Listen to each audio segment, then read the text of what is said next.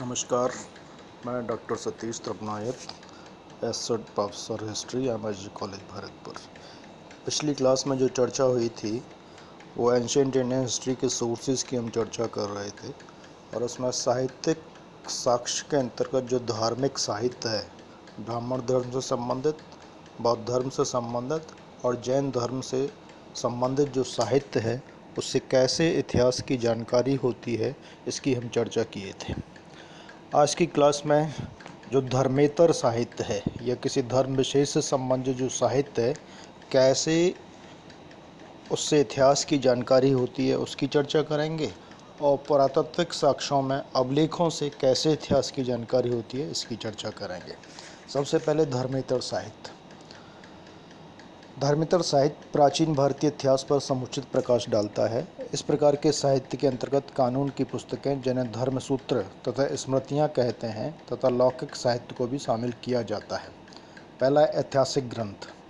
अनेक ऐतिहासिक ग्रंथों को प्राचीन भारतीय इतिहास के स्रोतों में स्थान दिया गया है। इन ऐतिहासिक ग्रंथों से संबंधित शासकों व राज्यों के विषय में राजनीतिक, सामाजिक, आर्थिक व धार्मिक अवस्था का यथोचित ज्ञान प्राप्त होता है। इन ग्रंथों में सबसे पहले मुद्रा राक्षस को हम ले सकते हैं। इसकी रचना विशाखादत्त ने लगभग 600 से 700 ईस्वी में की थी। इस नाटक से चाणक्य एवं चंद्रगुप्त मौर्य द्वारा नंद वंश के विनाश के विषय में जानकारी प्राप्त होती है। बृहत कथा मंजरी, क्षेमेंद्र द्वारा रचित इस ग्रंथ से मौर्य काल की कुछ घटनाओं के विषय में जानकारी प्राप्त होती है। गार्गी संहिता, इसमें यवन आक्रमण का उल्लेख किया गया है। मालविकाग्निमित्रम कालिदास द्वारा रचित नाटक है, जिसमें पुष्यमित्र शुंग और यवनों के मध्य हुए युद्ध के विषय में जानकारी प्राप्त होती है। शुक्र नीतिसार, इस ग्रंथ से कुछ प्राचीन भारत के ऐतिहासिक तत्वों की जानकारी मिलती है। हर्षचरित, बाणभट्ट द्वारा रचित इस ग्रंथ से हर्षवर्धन की उपलब्धियों के विषय में जानकारी प्राप्त होती है। राजतरंगिणी, कल्हण द्वारा 12वीं शताब्दी के पूर्वार्ध में रचित इस ग्रंथ से कश्मीर के इतिहास विषय में विस्तृत एवं पूर्ण जानकारी प्राप्त होती है। यह ऐतिहासिक क्रम से लिखा हुआ पहला भारतीय ग्रंथ माना जाता है। इसी तरह से पृथ्वीराज विजय और पृथ्वीराज रासो, जयनक द्वारा रचित पृथ्वीराज विजय से पृथ्वीराज चौहान की उपलब्धियों की जानकारी प्राप्त होती है, और पृथ्वीराज रासो की रचना चंद्रवरदाई ने की, जो पृथ्वीराज चौहान के विषय में जानकारी प्राप्त होती है। उपयुक्त ऐतिहासिक ग्रंथों के अतिरिक्त और भी बहुत सारे ग्रंथ हैं, जिनमें तमिल भाषा में लिखा गया संगम साहित्य दक्षिण भारत के इतिहास पर समुचित प्रकाश डालता है। इस साहित्य को अनेक प्रबुद्ध कवियों द्वारा लिखा गया। चूँकि लेखन कार्य साहित्यिक सभाओं में किया जाता था और इन सभाओं को संगम कहा जाता था, अतः इस काल के साहित्य को संगम साहित्य के नाम से जाना जाता है। संगम साहित्य में नंदी कलबलकम, जिसमें पल्लव राजा नंदीवर्मन तृतीय के विषय में, तथा कलिंग तोपर्णी से कुलोत्तुंग द्वारा कलिंग राज्य पर किए गए आक्रमण के विषय में महत्वपूर्ण जानकारी प्राप्त होती है। इसके अतिरिक्त ओट्टकुतन नामक प्रसिद्ध लेखक ने 3 चोलवंशी शासकों विक्रम चोल, कुलोत्तुंग द्वितीय और राजराज द्वितीय पर 3 अलग अलग ग्रंथों की रचना की, जिसमें इन शासकों की उपलब्धियों का वर्णन किया गया है।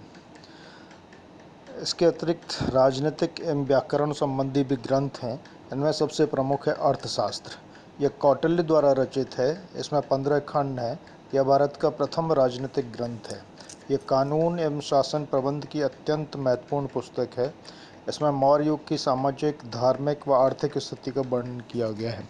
साथ ही इस ग्रंथ में राजा के कर्तव्य, राजकुमारों की शिक्षा दीक्षा, मंत्रियों की नियुक्ति, उनको पद से हटाना, युद्ध शैली तथा तत्कालीन गुप्तचर विभाग के संगठन के संबंध में महत्वपूर्ण जानकारी प्राप्त होती है।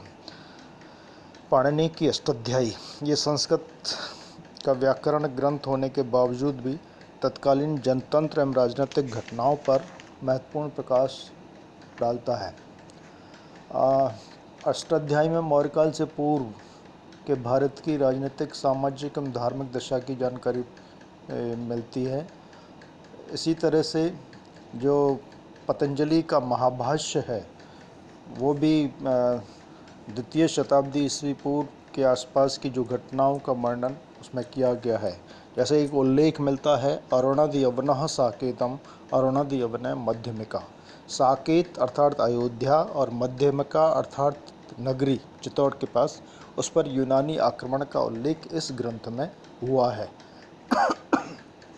इसके अतिरिक्त कुछ लौकिक ग्रंथ भी हैं। इस श्रेणी में लोक जीवन से संबंधित ग्रंथ आते हैं जो इतिहास की सांस्कृतिक झांकी प्रस्तुत करते हैं, क्योंकि इतिहास मात्र युद्धों व राजाओं का वर्णन ही नहीं अपितु संपूर्ण समाज के विकास का अध्ययन है। लौकिक ग्रंथों के अंतर्गत जो ग्रंथ हैं उनमें गुणाढ्य की बृहत कथा, इसमें गुणाढ्य ने पैसाची प्राकृत में बृहत कथा की रचना की। इसे कहानियों का सागर कह सकते हैं। इसमें मौर्योत्तर युग की जानकारी मिलती है। अगला है हाल की गाथा सप्तशती। सातवाहन राजा हाल द्वारा विरचित गाथा सप्तशती से सातवाहन कालीन सामाजिक जीवन की जानकारी मिलती है। शूद्रक का मत्स्यकटिकम, शूद्रक द्वारा लिखे गए इस ग्रंथ से मौर्योत्तर कालीन समाज की जानकारी प्राप्त होती है। कालिदास की बहुत सारी रचनाएं हैं जिनसे गुप्तकालीन सामाजिक, राजनीतिक, धार्मिक और आर्थिक स्थिति की जानकारी मिलती है, जिनमें रघुवंश है, कुमार संभव है, ऋतुसंहार है, मेघदूत है, मालविकाग्निमित्रम है, विक्रमोर्वश्यम है, अभिज्ञान शाकुंतलम है। कालिदास से के साहित्य से गुप्तकालीन सामाजिक, धार्मिक, आर्थिक स्थिति की जानकारी अच्छी प्रकार से मिलती है। कालिदास को भारत का शेक्सपियर भी कहा जाता है। इसी प्रकार विष्णु शर्मा ने जो पंचतंत्र की रचना की, उन्होंने पशु पक्षियों को आधार बनाकर इस ग्रंथ से तत्कालीन सामाजिक, धार्मिक स्थिति की जानकारी मिलती है।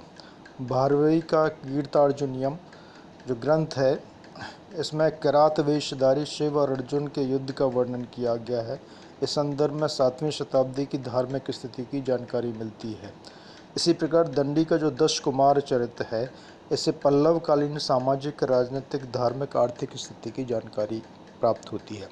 तो ये जो साहित्यिक स्रोत थे, चाहे वो धार्मिक ग्रंथ हों या धर्मेतर ग्रंथ हों, उनसे प्राचीन भारतीय इतिहास की जो तत्कालीन अवस्था है, चाहे उससे बहुत अच्छी जानकारी प्राप्त होती है। साहित्यिक साक्ष्यों के अतिरिक्त जो सबसे महत्वपूर्ण स्रोत माने जाते हैं, उनमें पुरातात्विक साक्ष्य सबसे महत्वपूर्ण है। और पुरातात्विक साक्ष्यों के अंतर्गत सबसे पहला आता है अभिलेख। प्राचीन भारतीय इतिहास के निर्माण में पुरातात्विक स्रोतों की बड़ी अहम भूमिका है। पुरातत्व का अर्थ है भूतकाल के बचे हुए भौतिक अवशेषों के माध्यम से मानव के क्रियाकलापों का अध्ययन। ये भौतिक अवशेष हमें अभिलेख, मुद्राएं, मोहरें, भवन, स्मारक, मूर्तियाँ, बृहद्भाण्ड, आभूषण के रूप में प्राप्त होते हैं। सबसे पहले लेते हैं अभिलेख को। पुरातात्विक स्रोतों के अंतर्गत सबसे महत्वपूर्ण स्रोत हैं अभिलेख। अभिलेखों का अध्ययन एपिग्राफी या अभिलेख शास्त्र के नाम से जाना जाता है। प्राचीन भारत के अधिकतर अभिलेख पाषाण शिलाओं, स्तंभों, ताम्रपत्रों, दीवारों तथा प्रतिमाओं पर उत्कीर्ण मिले हैं। सबसे प्राचीन जो अभिलेख हैं, जो लेख हैं, वो इंडस सिविलाइजेशन से प्राप्त हुए हैं, लेकिन उनमें क्या कुछ लिखा हुआ है वो अभी तक पढ़ने में सफल नहीं हुए हैं। उसके बाद अशोक के अभिलेख सबसे महत्वपूर्ण हैं। अशोक के अभिलेख, बहुसंख्यक जो अभिलेख हैं, ब्राह्मी लिपि में लिखे गए हैं और कुछ अभिलेख उसके खरोष्टी और अरामाइक लिपि में हैं। ब्राह्मी जो लिपि है, जैसे आजकल हम लिखते हैं देवनागरी, दाएं से बाएं लिखी जाती थी, और जो खरोष्टी लिपि है वो राइट टू लेफ़्ट है, और जो ब्राह्मी है वो लेफ़्ट टू राइट है। ब्राह्मी लिपि को सबसे पहले 1837 में जेम्स प्रिंसेप नामक विद्वान ने पढ़ा था। इनमें जो अशोक के जो अभिलेख हैं उनको दो भागों में बांट सकते हैं। सरकारी अभिलेख, अशोक के बाद के जो अभिलेख हैं उनको हम दो भागों में बांट सकते हैं, सरकारी अभिलेख और निजी अभिलेख। सरकारी अभिलेखों के अंतर्गत राजकवियों की लिखी हुई प्रशस्तियाँ या भूमि अनुदान पत्र होते हैं, जैसे खारवेल का हाथी गुम्फा अभिलेख, गौतमी वलश्री का